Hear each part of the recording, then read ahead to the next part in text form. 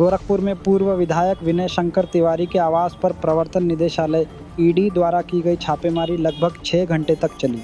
यह कार्रवाई करोड़ों रुपए के बैंक फ्रॉड से जुड़े एक मामले की जांच के तहत की गई, जिसमें 754 करोड़ रुपए हड़पने का आरोप है।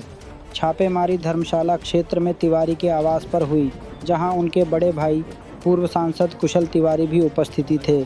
छापेमारी के दौरान कुशल तिवारी ने मीडिया से बातचीत करते हुए कहा कि यह कार्रवाई राजनीतिक बदनामी की एक साजिश है। उनके अनुसार जांच के दौरान यह स्पष्ट हो गया कि ईडी के अधिकारियों ने पूरी मशीनरी का उपयोग किया, लेकिन कागज़ का एक भी टुकड़ा नहीं मिला।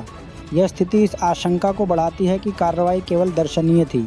कुशल तिवारी ने आगे कहा कि राजनीति में पक्ष और विपक्ष होते हैं, लेकिन इस तरह की प्रताड़ना अस्वीकार्य है। उन्होंने कहा कि अलमारी का ताला भी तोड़वाया गया, फिर भी कोई प्रमाण नहीं मिले। उन्होंने इस बात पर जोर दिया कि अगर कोई गड़बड़ होती तो कुछ न कुछ तो अवश्य मिलता।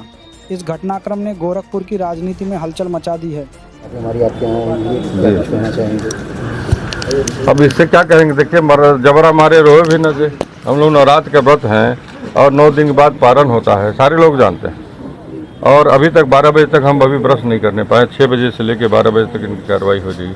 एक कागज़ का टुकड़ा नहीं मिला है और ये मतलब खाली एक राजनीतिक रूप से बदनाम करने का ये षड्यंत्र है। और इस तरह से जा करके कि हमने यहाँ छापा मारी, यहाँ छापा मारी। हमारे खेत में अगर हमारे गेहूं से भी पूछेंगे कि भाई तो कौन रोक देगा कि भाई तुम्हारे पास तो क्या छुपाए हो? ये तो छापामारी इस तरह से होता है कहीं। अगर कोई पक्ष विपक्ष हर जगह होता है, सिक्के के 2 पहलू होते हैं, चित और पट। और जिस तरह से मतलब ये दबाव बनाया जा रहा है और ये प्रताड़ित किया जा रहा है, ये निंदनीय है, अच्छा नहीं माना जाएगा। और प्रजातंत्र की व्यवस्था में तो कतई अच्छा नहीं माना जाएगा। 14 महीने में ये दूसरी बार है आपके? नहीं, ये महीने में तो अगर मन देखिए, ये तो सरकार का पावर है और सरकार के पावर का इस्तेमाल नेगेटिव साइड में नहीं होना चाहिए, कुछ पॉजिटिव भी तो होना चाहिए, जिससे लोग अपने आप को सुरक्षित महसूस करें। आपके घर के दरवाजे पर कोई 5 बजे पहुंच जाए तो आप क्या महसूस करेंगे?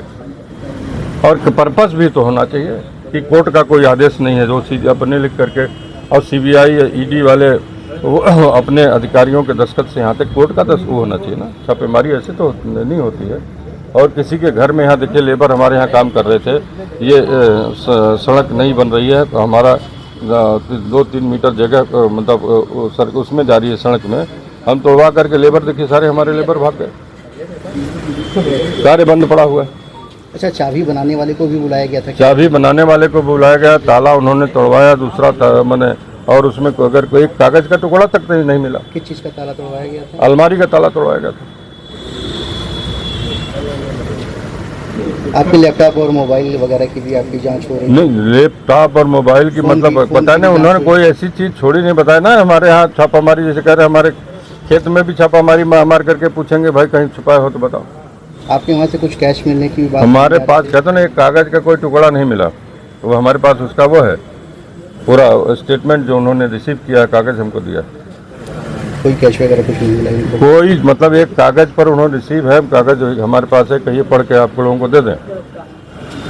क्या कोई प्रिंटर के टेक्नीशियन भी बुलाए गए थे? प्रिंटर के उन्होंने मंगाए थे, सब उनके पास जितनी मशीनें थी सारा उन्होंने इस्तेमाल किया।